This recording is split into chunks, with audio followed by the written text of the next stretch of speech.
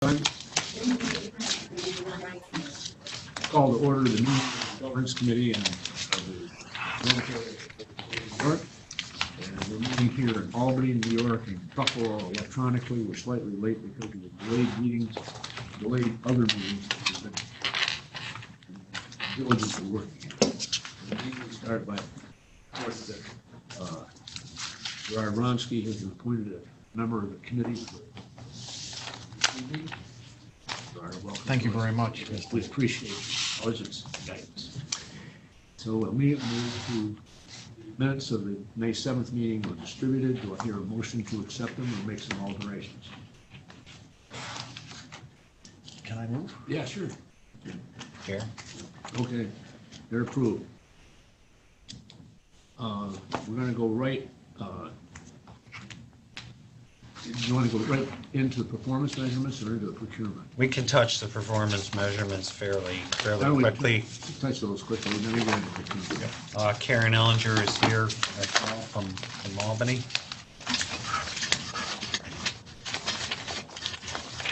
So is Karen going to do this? Karen, do you want to do an introduction or do you want me to just jump in? No, you go right ahead, Mike, and jump in. All right. So we have some updates to the DASNY metrics that are outlined in the memorandum to the board, and the intent would be to go through these today and then recommend, if the committee believes appropriate, recommend these revisions to the full board for adoption tomorrow. The first change is to Goal 2, which deals with employee development and training metric. And staff is recommending that the board member training metric be deleted as a measurement of the goal to employ a professional, highly trained and expert workforce, as board members are not employees of DASNY. And when we did statistical analysis, it was determined at a staff level that the board member training was an incidental or a fractional amount of the hours reported. And the statistics are listed there in the memorandum. For reference, we reported 16,934 and a half hours of training in 18-19, which was made up of just under 14,000 hours for professional development and 2,140 hours of New York State required training and close to 1,000 ethics hours of training. And of this, 21 hours were attributable to board members, 7 New York State required hours, and 14 ethics related. So that's the recommendation there is to focus in on the employee training, which we're making some very good headway on as an organization. The second recommendation is to Goal 3, which is sustainability. And the punchline here is that staff is recommending that the sustainability metric not solely focus on LEED. It's currently focused on LEED standards, and there's much more to the sustainability area. Particularly the developments in state law that are taking place right now. And staff would like to expand that to report more broadly on sustainability as a category. The third change to the metrics is the new program metric. And in supporting the public policy goals of New York State, DASNY continues to provide development support for new or additional New York State programs to our new and existing clients. The existing measure was an input metric that was designed to capture the level of unreimbursed DASNY effort subsidizing the development of New York State initiatives, regardless of whether the initiatives were actually adopted. Because DASNY's annual determination in this regard includes a number of subjective judgments, staff is recommending that we transition to an objective standard based upon the outcome of those support efforts by reporting the number and nature of new or expanded programs that are actually enacted or authorized each year. That concludes the recommendations of staff, and happy to answer any questions that the committee or any board member may have on these recommendations. Are there any questions? I'm not sure what 3 is. What is it? Pardon? I don't even understand the third one. Doing what? Going subjective to objective? I'm not objecting, I'm just trying to. Go ahead, Paul, if you want to. Yeah, I think basically that, DASNY does a lot of work to advance, different goals of the state, be it, conversations with agencies, trying to support, the state's infrastructure mission. And I think historically, the way I understand it is, whether or not those work efforts actually turned into, let's say, something of a new program, or where we're actually then delivering that particular service, the sense was whether or not that aligns specifically with the mission or not. It became a little difficult to measure at the end of the day, because these are supposed to align with our mission statement. So now going forward, to the extent that we do underlying work that would support a particular program, then that particular program and then is enacted specifically, we report on those particular hours involved. So I think it's really just more like a very objective measure where we can say, yep, this is the amount of time we are now currently spending to support those initiatives. Thank you. So, Michael, do we have to do anything, or is this going to be just reported? All we would have to do today, if this is acceptable to the committee, would be to recommend the adoption of these changes at tomorrow's meeting. That would take usually we do a resolution on that at the committee level. So is it the consensus here to recommend these metric changes to the board for their adoption? That's correct. Okay. Steve, ahead. Effective date? Oh, and the effective date, just to be clear, would be, Paul's asking me to clarify this, and it's noted in the memo. April 1st. It would be April 1st, so it would be with our next year. We'll continue this year doing what we're doing, but it's a new change. That's what we'll do tomorrow. Now we'll move on to the next agenda item, which is procurement, correct? Yes, that is correct. You're on. So I'd like to introduce to the committee Monica Norris from Council's office, Michael Clay, one of the co-heads of procurement with a focus on opportunities programs, and Matt Moore, the other co-head of the procurement unit of DASNY, who were instrumental in helping us put together this presentation. So I'll let Monica kick it off. I'll start off. So, as you're aware, Executive Law Article 15A requires DASNY to promote opportunities for minority and women-owned business enterprises on its contracts. Now, Article 15A was set to expire December 31st of this year, but it was extended for another 5 years by Chapter 96 of the laws of 2019. It is now set to expire in on December 31st, 2024. As a result of the Article 15A reauthorization, we are recommending several changes to the procurement policy and guidelines. Michael Clay, Matt Moore, and I are here today basically to discuss those recommended changes. I'd also like to stress that the changes that we're recommending today are merely mostly administrative and conforming, and are meant basically to streamline our guidelines and help us administer our procurements in a more efficient manner. I'll review some of the recommended changes from a legal perspective. Mike Clay will then discuss it from an OPG operational perspective, and Matt Moore will discuss some continuing integrity provisions as well as administrative and conforming changes. Now, if you take a look at the memorandum from Mike Cusack that's dated November 1st, you'll see that the changes can basically be separated into 2 categories. Those that are being made as a result of the Article 15A reauthorization, and those that are being recommended as administrative changes. And to begin, I'll address some of the changes to the definition. So And by the way, we'll be using the procurement guidelines as marked to show changes, so it's easier to follow along. So on page 5 of the procurement guidelines, which is the marked copy, number 16, we'll take a look at page 5. Yes, it's the marked copy. Page 5. Yes.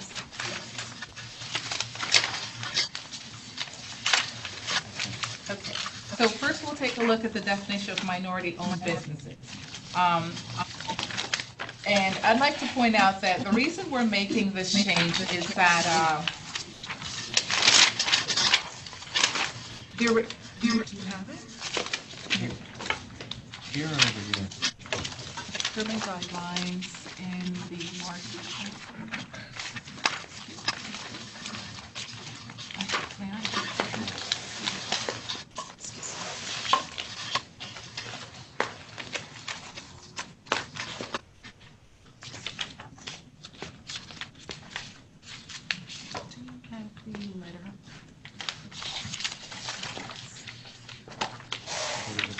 I got it. This one here? Oh, yeah. So here it is. Page here, you want? Page 5. Page 5. Is that it? Yeah, that's it. Okay, you can.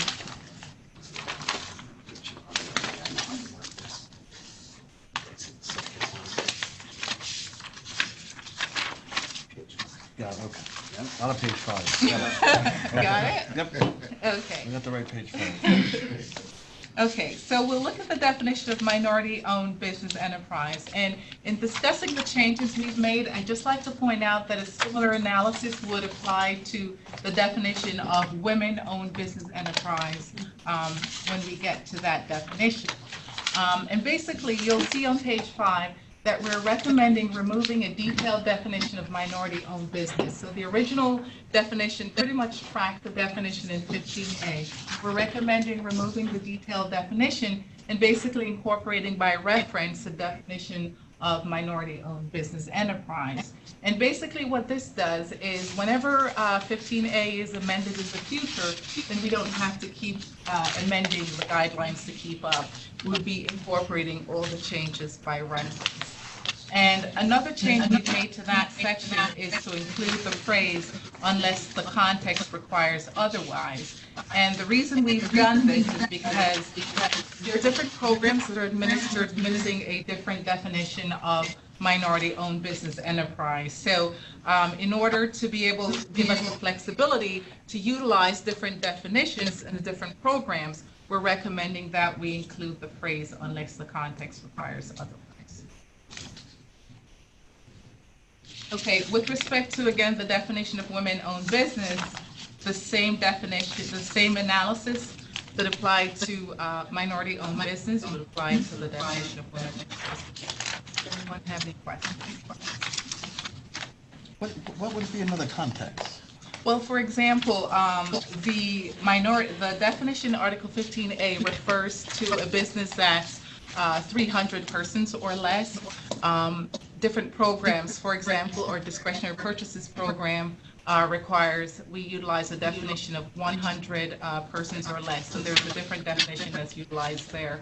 Also, 2879 of the Public Authorities Law, which is our procurement section, it has a definition of minority-owned business, but it has not kept up with the definition in 15A. So whenever there's been an amendment in 15A, 2879 has not been amended. So in an instant where we're required to use the 2879 definition, we wouldn't be constrained. Any other context? Yes. Got it, okay. Okay. So on page 4, we turn to the definition of diversity practices, number 12. And we recommend adding the word mentoring to the definition of minority practices. And this is basically to conform to changes made in the Article 15A reauthorization. They've added the word mentoring, so we're including it in our definition. Certified is deleted, why? Certified is deleted because what we did was we went into the global definition of certified. So when we define minority-owned business, it's defined as those certified pursuant to Article 15A. Oh, I see. So It's already because, certified. yes, It's it's like already, repetitive. exactly. So it was sort of redundant, including it. Um,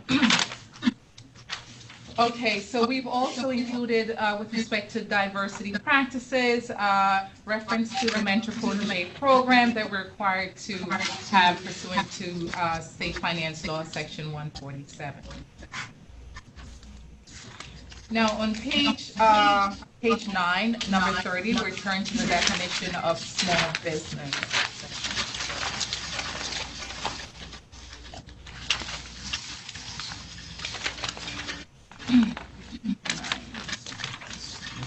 Which is page Page 10. 10. Page 10, I'm sorry. Yeah, number- 10 on the edit version. Again, we have not changed the definition here. We've just added to give us more flexibility whenever the program requires a different definition of small business.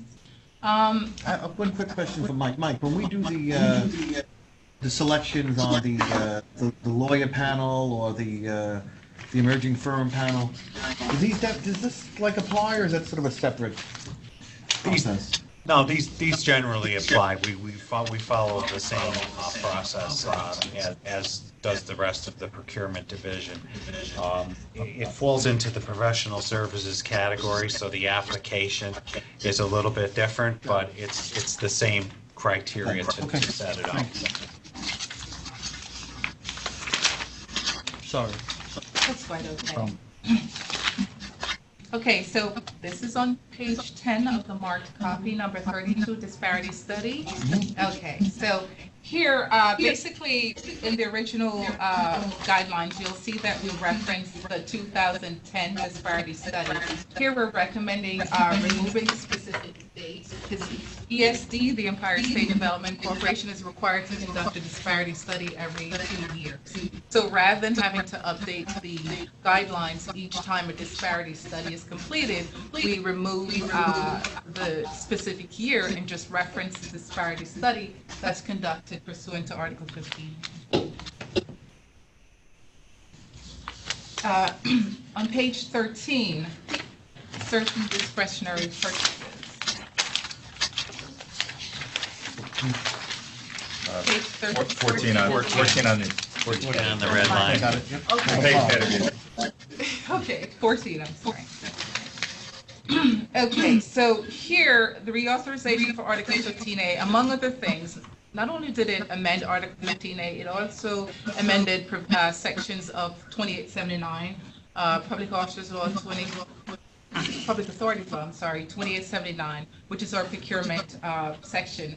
And what it did was increase our discretionary purchases threshold from 200,000 to 500,000, whereas we can procure goods and services directly from MWBEs and small businesses without a formal competitive process. So that dollar threshold is now $500,000.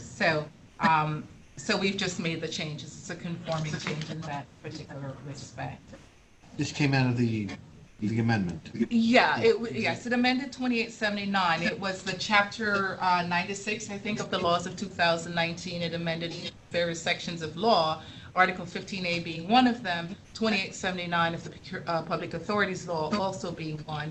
And with respect to 2879, it raised the discretionary threshold from $200,000 to $500,000. So this is a conforming change. And also, it also requires us, again in 2879, to have additional reporting with respect to MWBE. So whenever we utilize MWBE firms under discretionary purchases guidelines, we're required to include those in our annual reporting. So, and that's pretty much my presentation for now. If anyone has any questions on what I've presented. If not, then Mike Clay will address some of the recommended changes as they relate to the OPG's operation. Thank you, Monica. Good evening, everyone. The area I'll be speaking about, starting off with the new workforce diversity program, you won't find that in your sections within the procurement guidelines because this is very new. The governor's office and the approval of the reauthorization of Executive Law Article 15A indicated that they wanted to see a workforce diversity program Now, the Dormitory Authority, along with other state agencies and authorities, have had a workforce diversity program probably for approximately the last 20 years. However, what's different with this particular diversity program is they are asking that when we have construction contracts, that is part of the award process, that we ask the apparent low bidder how they intend upon meeting workforce participation, that's minority group members and females, how they're going to meet those goals, in addition to the regular MNWBE goals that are on the contract. Now, this program is not, What's the difference? well, the difference is, right now, we establish workforce participation goals, okay, on a construction contract. What the governor's office wants to do is to establish these as a process of award. So before we would award a contractor would need to identify whether or not he or she could meet the workforce participation goals. So it would be part of the award process.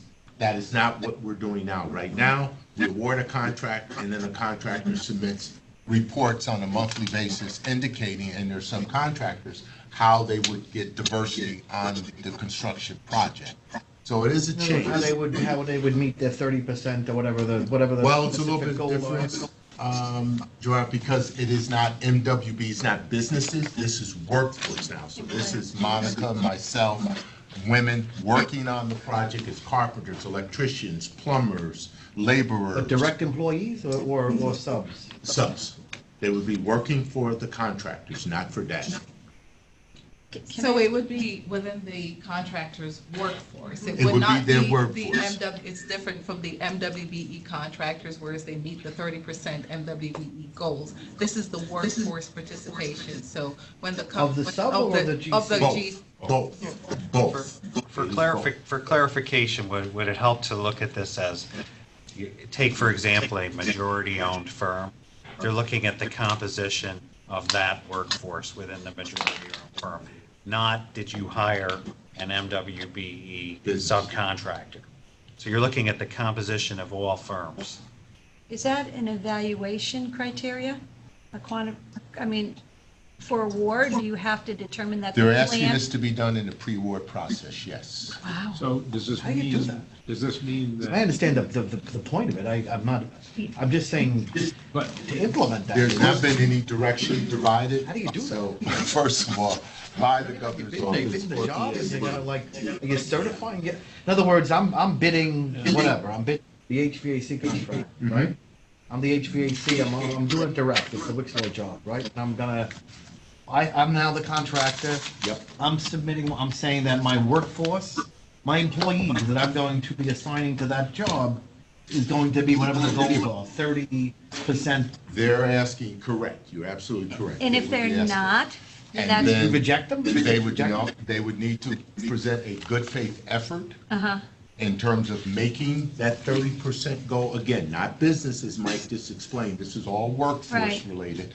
And then the agency would be required to make an evaluation of that, and this is all pre-award, which is different than what we have to do today. yeah, because aren't constructions generally low bid? Yes, they are. So Yeah, how do you get around the whole requirement of low bid? This is, Well, they're still saying low bid, but it's part of the low bid process. right, They're going to need, a contractor is going to need to identify how they plan to meet this workforce requirement. And this What sort of a That's just- qualification, right? Like Yeah. a qualification piece. As a built clarification, into the business? sorry, go ahead. As a clarification, and I'm sorry if I'm interrupting, the Article 28, the new law, does say that this program is subject to the promulgation of new rules and regulations by the director, meaning ESD. So this is a program that's very much under development. It will be subject to a public rulemaking process with new regulations with a comment period. And I would, at this point, I'd say we would be entirely speculating if we were trying to say how it might work or what the outcomes You gotta might wait till be. it gets promulgated, then you'll tell your bidders and they'll, That's right. you gotta educate your bidders, obviously. For present It does add purposes, another level of complexity to the bidding process. right. And for present purposes, we're acknowledging this is in the new law. We can't do anything to our guidelines at the moment, but when those regulations come out, we'll be back, and the committee will hear, and board will hear where we land on this. And these don't take effect until sometime toward the end of next year. So the effective date is not until, Assuming that assuming they that. promulgate Right. regs, yeah. There's no problem, they just get kicked out until, Until they do that. I'm assuming you'd have to do, the procurement group would have to do some outreach and education for the bidders to sort of understand what they need to do, how they qualify for that. It is like an extra qualification. All state I mean, I get it, agencies will be and required it's to. really to put a little teeth into this stuff, I get it, but I'm just saying administratively, but you're right, Mike, Yeah. Once we It's a get- program and it's under development, but it's on our radar, we're Yeah. we're We just wanted acknowledging it's to- coming. We want you to be aware of it, that's it, nothing to do right. You don't at have to this take point. any action. No, you do No, not. not as, No, no, you do not not. at, nothing on this one. But it was part of what was the. Chapter 96. Enacted. It's in- Reauthorization. In the new legislation, so we just wanted you to be aware of it.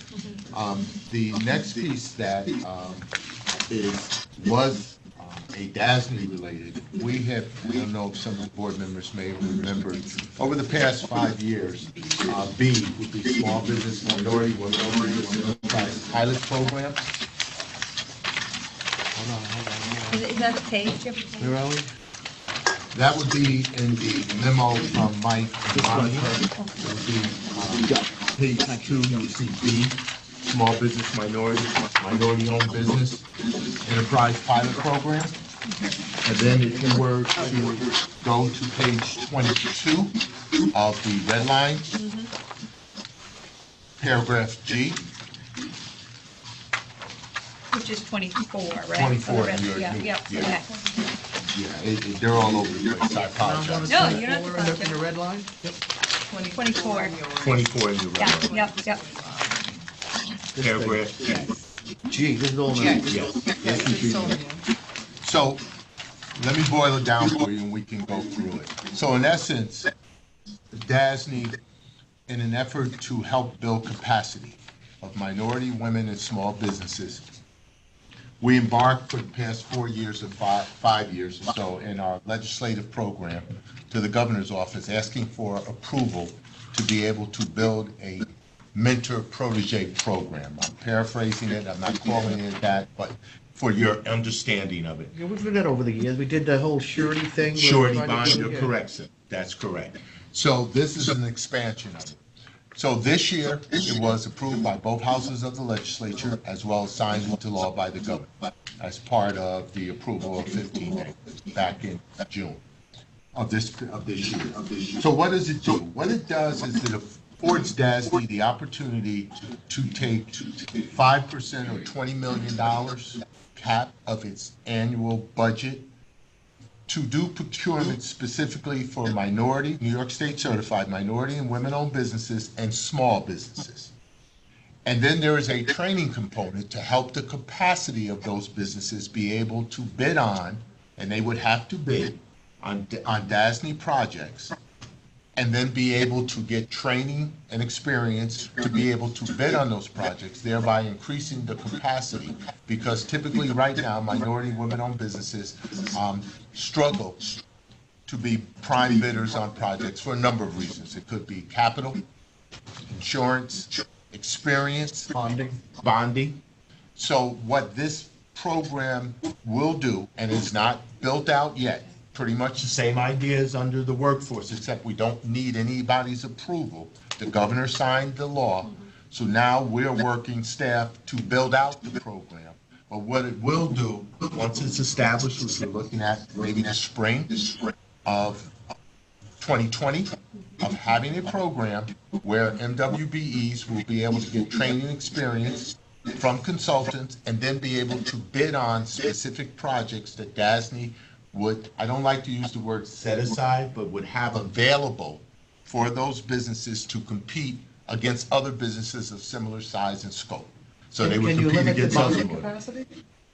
No, you can't limit the bonding capacity. I mean, that's really gonna be your main, your hurdle into the, I think, I mean, I don't know, but Bonding will be a But consideration. insurance is, you know, statewide a mess. Bonding will be a consideration, also capital access will be a consideration, but those would be, But you can only, Components. but you can only teach so much. I mean, you gotta help them with the bonding capacity. well, the bonding. If they don't get the capacity- bonding capacity, you can teach them anything, but they're not gonna be able to sort of bid. You're correct. Remember, we've been doing a bonding Right, program the for bonding the past several program, to years. try to bring and the we- sureties in, to try to, And we will bring them as part of this process into this particular program. So we're not doing this on this side. You're absolutely correct. Surety bonding and insurance. do you is work a like with the critical- surety groups and try to like? Yes, yes, they will be involved in terms of that, so that these firms will be able to, they SCA won't has have like any a program. relaxation of the requirements of The that. SCA had like a similar type. The SCA is one of the ones that you acknowledge, the SCA, also the MTA has a similar program, but And those participants can participate in our program. So to the extent that the state has made headway in advancing firms that have current bonding capacity, they would be able to participate here as well. so we're looking to open this up. Not have a small group, but as larger capacity of qualified bidders, so that's a key word here. They still would need to meet the requirements of DASNY would establish in any procurement. But we've always been at the forefront of Correct. WBE. Correct, You correct. know, I mean, within the confines of the limitations, Of what we can do. specifically of bonding capacity. Yes, I mean, you correct. always come back to that. Correct. So, this program, again, we're looking to fully blow out, for lack of a better word. So there's really nothing other than, as you look on page 22, 24 in your thing, it kind of goes through just identifying that we would have bids, that these firms would submit bids. They would have to compete just like every other firm, but there would be work. And I think throughout what you mentioned is that right now, with the surety bond program, there's no work associated with that program. You get surety bond training, and you can get a surety bond if you qualify, but then you have to go out and compete against Turner, Gilbane, or some of these major bidders. Under this program, you will compete against another similar firm of size and scope, which. Not necessarily MWBE. No, MWBs. Oh, And MWBE. small. Only MWBs. and So you would take certain contracts and you would, whatever the amount is, a couple of $1 million contracts, you sort of put it in like this pool, and then a certain, but you could never, you can't waive a bond requirement, No, no. because the statute is what it is. Why didn't they do that? I mean, that's sort of like your best, if you're really gonna have it successful, I mean, that seems to me to be the number one hurdle. It's difficult. But you gotta get, you know. You gotta get signed off You from gotta that. get PGs, you gotta have the, you know, they're gonna look at you. You have to get relief from the state finance law. Right. and Yeah. We weren't able to get that, neither does the MTA or the SCA's program. They have the same, similar confines. So, there'll be more to come, but we wanted you to be fully aware and cognizant of it, because it is going to be in our guidelines. So that would be a change there. Right, it's a new program. A new We're program. developing it. Also, any questions on that at all? Okay, the next one you'll see is C, is Service Disabled Veteran-Owned Business Enterprises. That is a program we've been administering since the governor signed it into law in July of There's one on 2014. page 20. We have a page that we- That would be on page 22. 20 on mine. You have 20 on yours? Here, It's on 21. 21. 21, and it's like. The service but disabled yes. veterans owned Correct. business. So for the purposes of what we're doing tonight, the program, we've been doing this, all we're doing is a clarification to put it into our policy and into our guidelines that we look at trying to encourage procurement and participation by service disabled veteran-owned businesses that are certified by New York State OGS. And again, DASNY's been rather successful out of the 96 agencies and authorities. Last report, we were number 9 in the state in work going to service disabled veteran-owned businesses.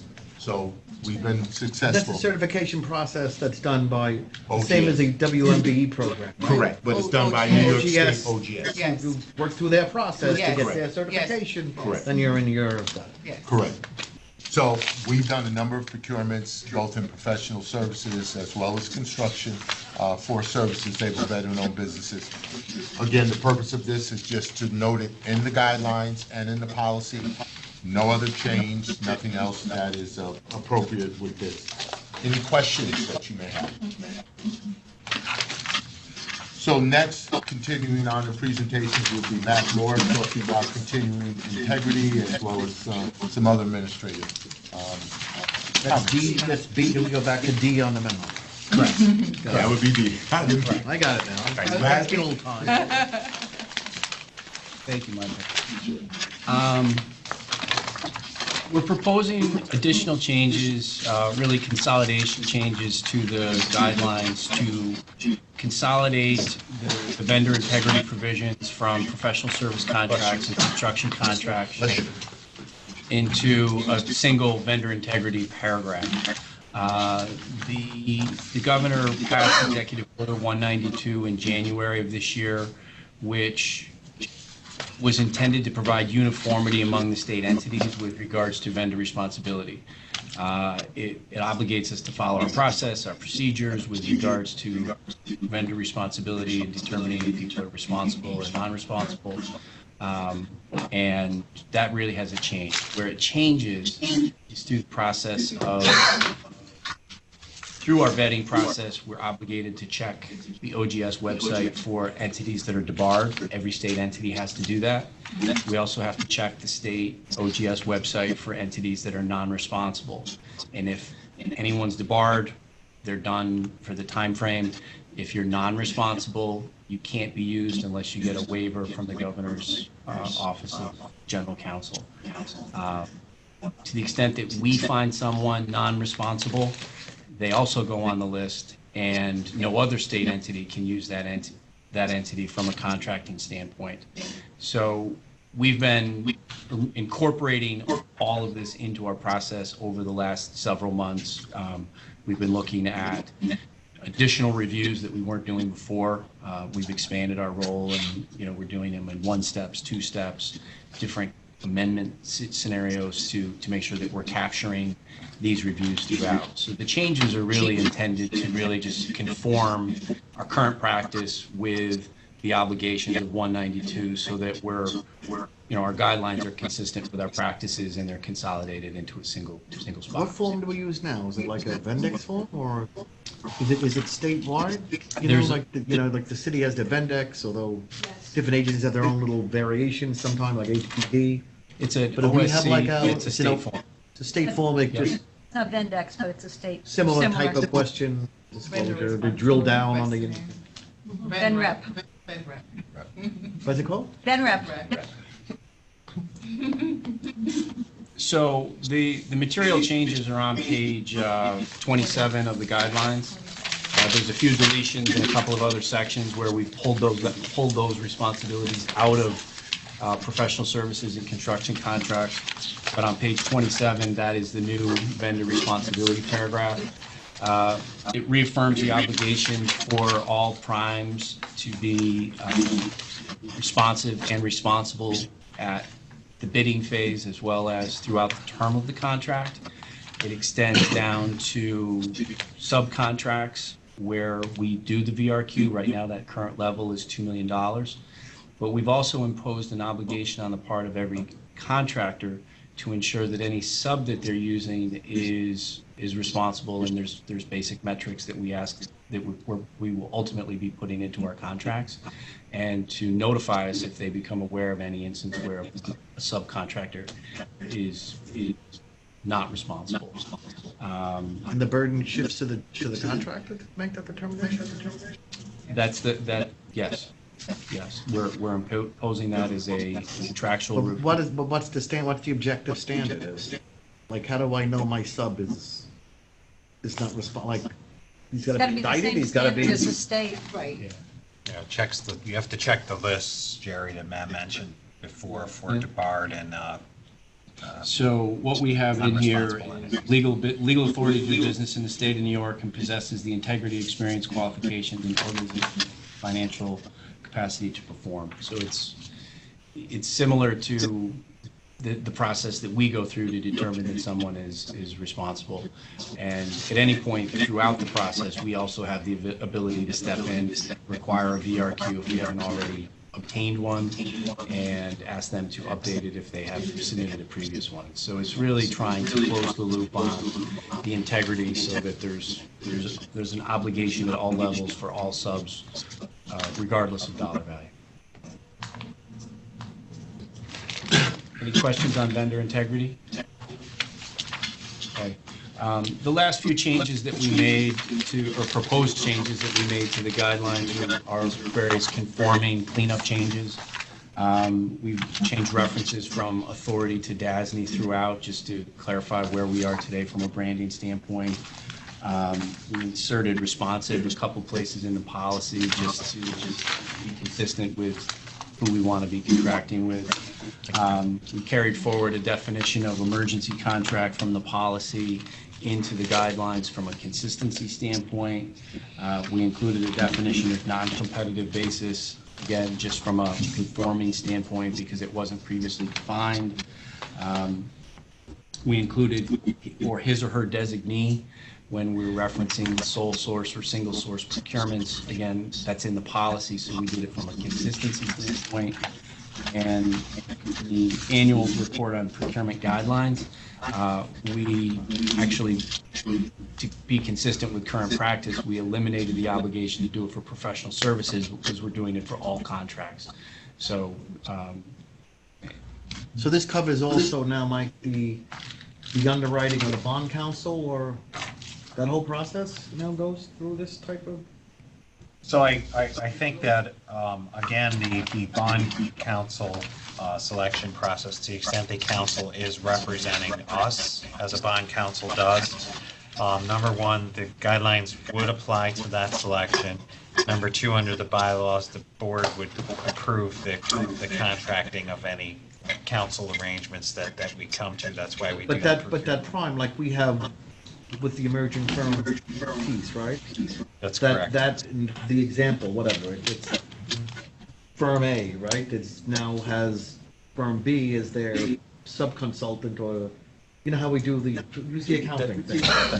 Yeah, that's They're correct. responsible for them to tell us. you about the responsibility of their sub-consultant. Yeah, yeah. For several years, we've been implementing language across our contracts to have that continuing responsibility for reporting to us, as well as for accounting for the responsibility of the entity that we hire and any contractors they use. Now it's uniform and across the board. That's the intent of this year's changes, and the intent of these modifications that are in front of the committee right now is to bring our procurement standards up to that level, to comply with EO 192 and all of the other laws that have been enacted in this arena over the last 1 to 2 years. And that's the important point, is that under 2879, the procurement framework that staff is obligated to adhere to is the procurement framework that the board approves in these guidelines. That's how being a corporation and a public authority differs from a traditional state agency where everything is regulation and spelled out in law. And so we're making an effort to make sure that what we're doing here at DASNY is in conformance with all of the current laws. So it would apply to all of our selections going forward. I'll say that the underwriter council selection is a different review, because the underwriters council does not represent us; they represent the underwriter. And what we look for is cost, quality, and competence to make sure that the counsel that are appearing on our transactions in other roles that are being funded by us are firms that would withstand a certain level of scrutiny. That's correct. That's all I have. Okay. Michael? And as a clarification, the November 1st memo that's in this board book supersedes the memo that was in the last month's board book when we had to reschedule the governance committee meeting. And the changes are from the memo are in the nature of what Matt was talking about in the administrative changes arising out of comments that came from input from Joan and others to Paul Koopman, particularly on being uniform and making sure entities were responsive. So we did make some additional changes. If you happen to have reviewed the memo and the document from the last month, this is newer. That's how it's different, and I just want that to be clear in the record that this supersedes what was in our board book from last month. So the committee has heard this, and this has to be adopted by the board as it's revised. So it's up to us, so yes, we're going to recommend it. That's correct, and you're not under any pressure to do that today. If you want to think about this, give us feedback, you can, and if not, we can recommend it. I have one observation. Go ahead. That, first of all, there's an enormous amount of work that's been done here. An enormous amount. Very thoughtful work. And we also live in a period where change is becoming geometric, especially in regulations. And when you look at the procurement document, the first time it was adopted was in 2001. It's been amended starting in 2001. We're in the 20th year of amendment to a document that was written 2 generations ago of government thinking. I think from a governance point of view, the authority should consider in this next year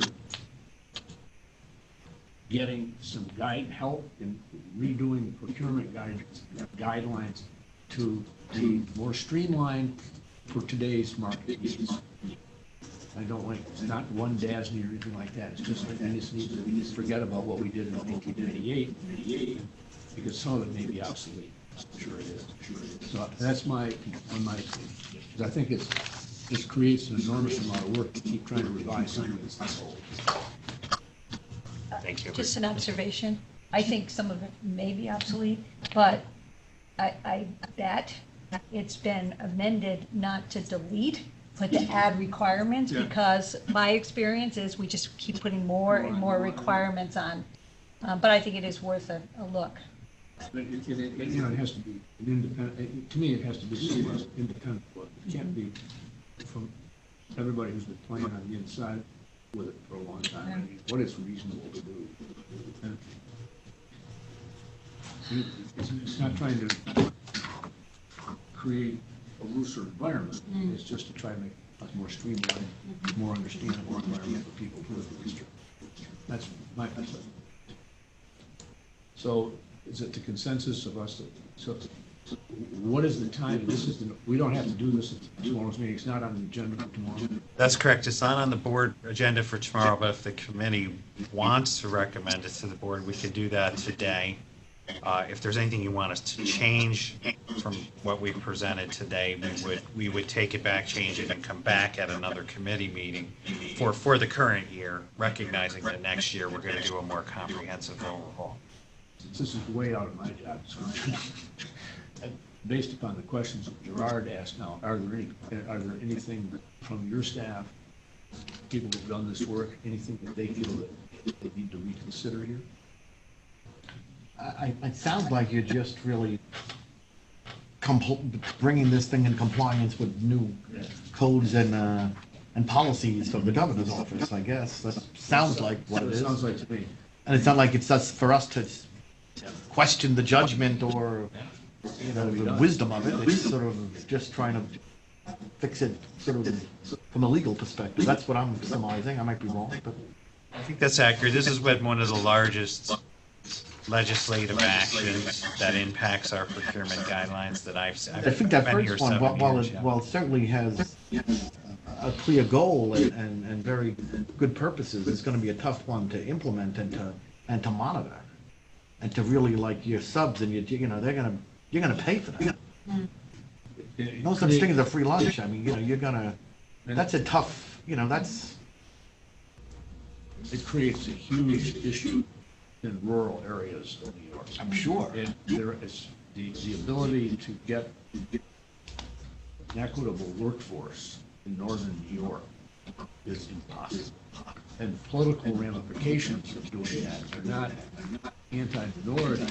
They are, is you're turning your back on local. And the local labor unions up there go berserk when their men and women are not hired. And they don't have a very diverse group. That's a really. You don't have a very large pool of contractors And- to sort of draw from That's because right. of work. There is not much work. No, it's not much. That's your problem. And we got into a hell of a mess at the Ogdensburg Airport, this very thing. No, it's. So I mean, but I think, my view is that we just advance this, and let the process continue rather than try to perpetuate it. So I would recommend that we put it on the consensus here, put it on the agenda for tomorrow and ask the guidelines for the document.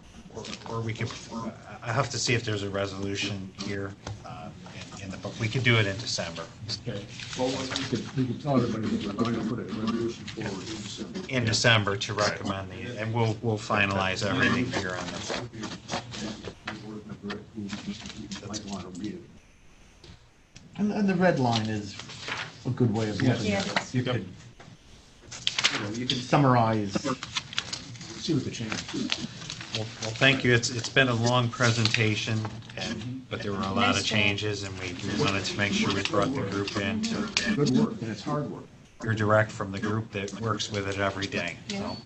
So, All right, is there anything else we need to address? Need to vote or anything? I don't think we need to vote. We're going to advance, we're going to notify the committee tomorrow. Okay. Okay? Anything else? I don't find the agenda. right. I think, are there any other matters to discuss? Sorry. You pointed me. No, I'm glad, it's a good thing, because you are an expert in this sort of stuff. I'm not the expert. And I know nothing about it. And so, all right, with that, I guess I would entertain a motion to adjourn. We're all in favor. We're adjourned. We're going to vote with our feet. Very good. Okay, we're adjourned.